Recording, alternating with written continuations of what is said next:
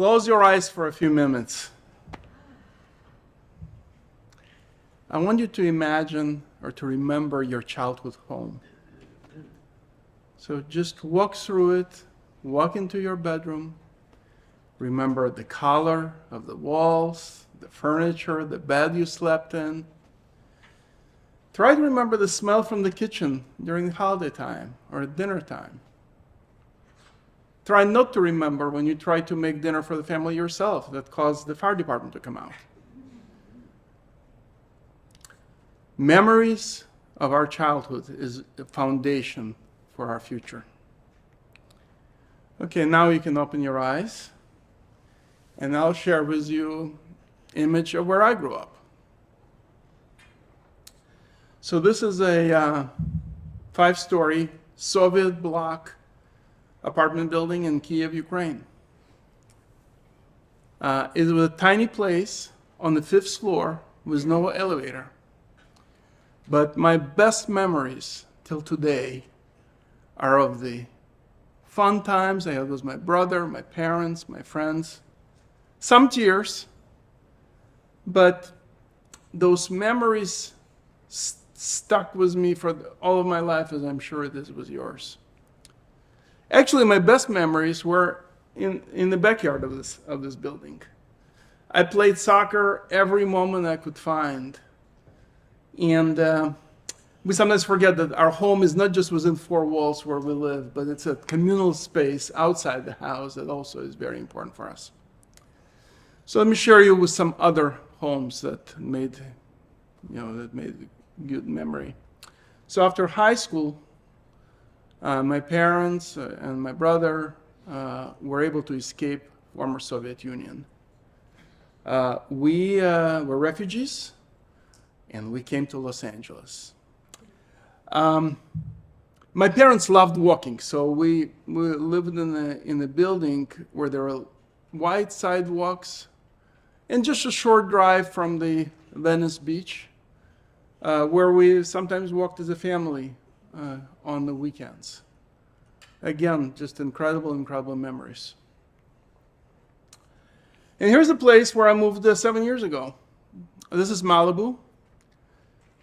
People move to Malibu for stunning view of the Pacific, magical sunrises and sunsets, great restaurants, pretty incredible community.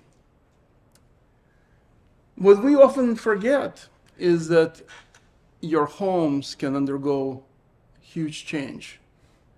And so let me walk you through all of these 3 areas and the changes that happen now.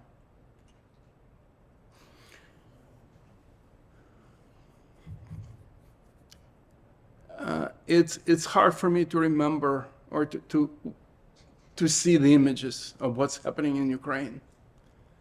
The missiles, the bombs, the drones have destroyed so many areas that we called home. All these places where there was joy is now lying in ruins, and there is no end in sight. Remember how I told you my parents loved to walk on sidewalks? Today in Los Angeles, if you walk on sidewalks and you walk by the beach, you're going to have difficulty not to step over 75,000 homeless people that are occupying the sidewalks and beaches. It's an unbelievable demographics. It starts from teenagers, young adults, middle-aged people, seniors, veterans, former executives, former bums. It's really all-encompassing. But the basic problem with homelessness in this country is the fact that the housing is just not affordable. It's not just happening in Los Angeles because it's warm out there. It's happening in Boston and New York and all over the country. But especially in places where housing is so expensive that you cannot rely on state aid or city aid or your family to try to afford a house. And so people are forced to live on the street. And just 2 years after I moved to Malibu, we had a crazy wildfire. So Woolsey wildfire, in a matter of a day or two, destroyed over 1,600 homes. The climate change is causing disasters that destroy homes. We all read it in the news. Just 8 months ago, there was a wildfire in Maui, another beautiful place. Over 2,200 homes are destroyed. And just a little bit over a year ago, there was an earthquake in Turkey that destroyed 680,000 homes. This emergencies, they're more than just news story. It's just a reality. We're losing hundreds of thousands, millions of homes because of bombs or economic inequities or climate change. And there is no way to rebuild these homes fast. Why shouldn't be building homes catch up with all this destruction that we're seeing every month and every year? Let's take a look at this slide. This shows that in 2022, US were short 3.2 million homes. The reality, the number is probably much higher than this. In addition to 3.2 million, you take all the immigrants who've been coming to our country. Take a look at all the people who live on the streets. So many young people are forced to share rooms or share a room with others because of affordability. Globally, the shortage of housing approaches 1.8 billion homes. This is not something that can be built in a matter of years or even generations at the pace we're going right now. Why should building a home take a long time, be so expensive, be terrible for the environment, and can cause this kind of issue that's just not going away? Construction is terrible for our environment. First of all, you have waste. It surely seems that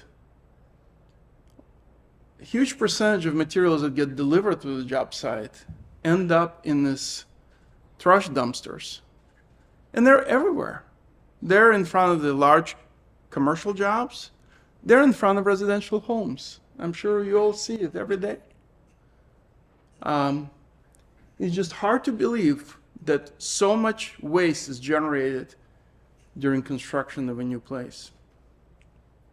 But it's not only waste. Cement is a terrible contributor to CO2. Freon from air conditioning is a terrible contributor to CO2. Construction is third only to energy industry and other industry in terms of generating waste and pollution. Let's take a look at how far behind construction in terms of innovation. 100 years ago, we'll compare it to other industry, right? 100 years ago, people rode a horse, a buggy and a horse. Today, people drive EV vehicles. 100 years ago, carpenter used a hammer and a nail to build a house.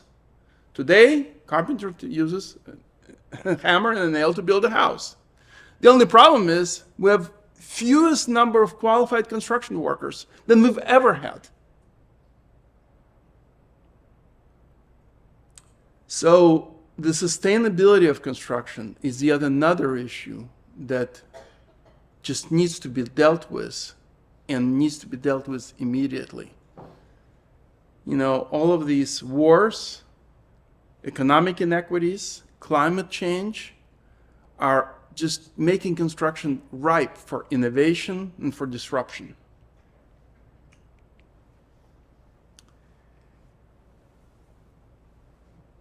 There is a need to find new material to use for construction. In the age of AI, there's got to be a way to come up with new materials that can be tested, approved, and used to build homes faster, less expensive, and with less environmental impact. I loved, when I was been thinking about this during COVID, I said, why not use plastic or recycled plastic? Especially knowing the statistics. 6% of plastic gets recycled. The number used to be 9%. But when China stopped accepting our waste, it went down to 6%. So, you know, all of this plastic that we drop in our recyclable bins, can you imagine that you put 20 pieces of plastic in there, only one of them is dealt with? So we actually use more energy to try to sort the plastic than the energy we save to use it for something. So the material that I really like is PETG. It's material that's used to drink from the water bottles and food containers. When you look at the bottom of any plastic, usually there is like numbers. There is 1 to 8 that tells you how recyclable it is. 1 and 2 usually means that it's a PET or PETG. So it's material that's easiest to recycle. It's material that's been tested the most for safety for humans. I mean, think about it. If we can drink water that sits in these water bottles or eat food that sits in these food containers, there's a good bet that it's safe for construction. In reality, we've used material using plastic for construction already for many years. Shortly after I came to America, I started developing condominiums, and I used the vinyl siding. So it's the same concept. It's the same material. One of the other reasons I like PETG is it's resistant to water, it's resistant to chemicals, it's resistant to pests. Pests don't like eating plastic. So it's combined with some other additives. It can be a really strong material. So PETG combined with fiberglass has the same strength qualities that cement block. So how to use this material?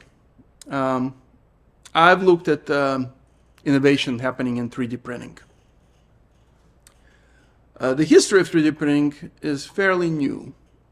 Only in 2017, first family moved into a 3D printed home in France. Only last year in Austin, Texas, there was the first subdivision of homes built with 3D printers. But if you look at YouTube videos, most, if not all, 3D printing uses cement.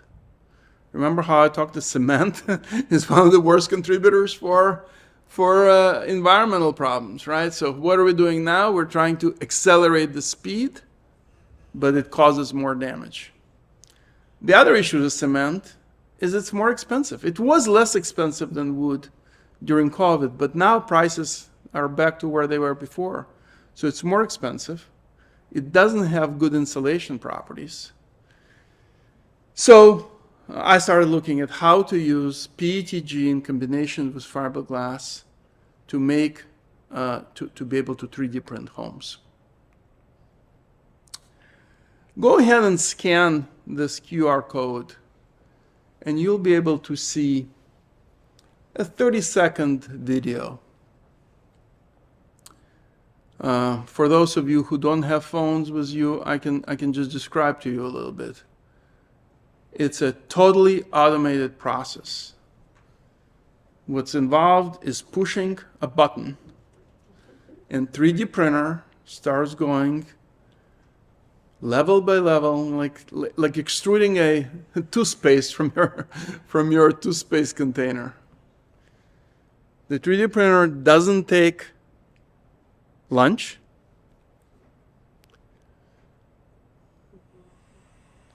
The 3D printer doesn't take lunch, doesn't need to go home for dinner. It works 24 hours a day. And what happens is it creates a house that's 10.5 feet high in under 24 hours. Wow.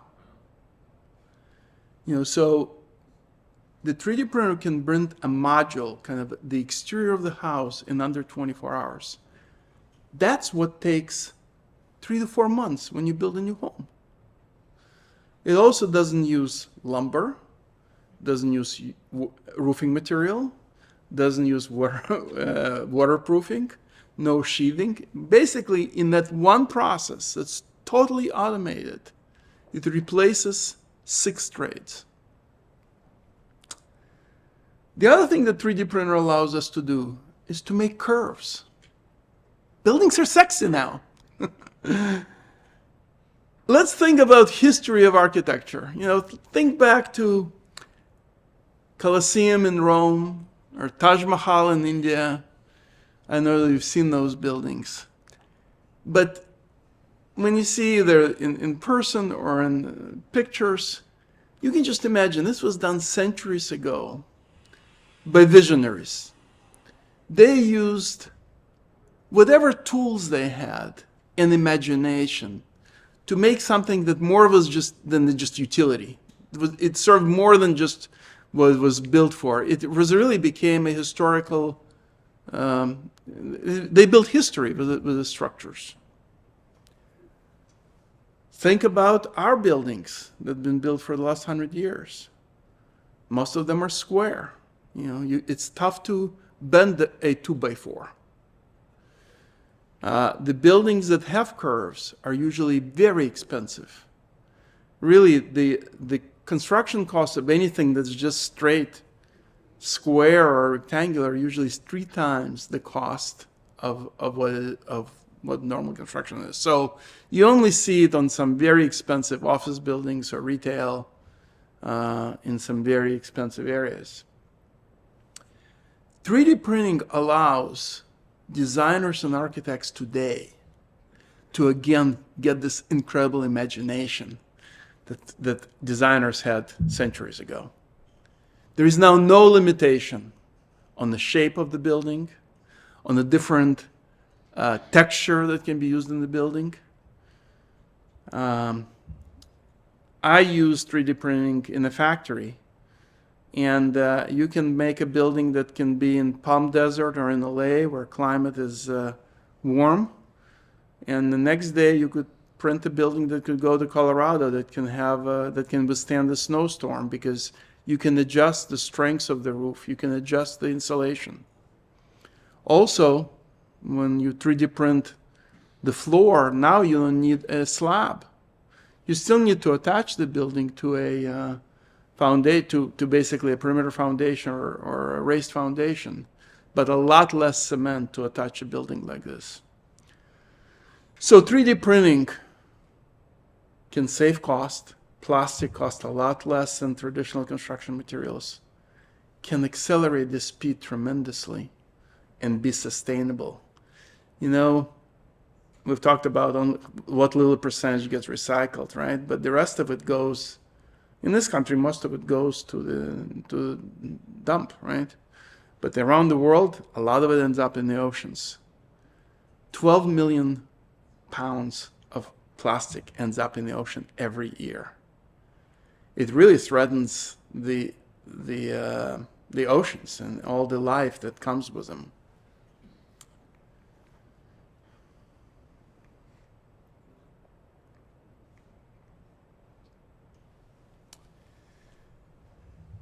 What I'm presenting to you today is an idea of how to change the future of construction. As you can see on this slide, 5 steps. You can configure a house on a computer and can do it in less than an hour. It's like buying a Tesla today. You can pick the colors, you can pick the lighting, and pick different styles. You can print the house in one day. Depending on the size of the house, 1 to 3 weeks, you can do all the interior finishes.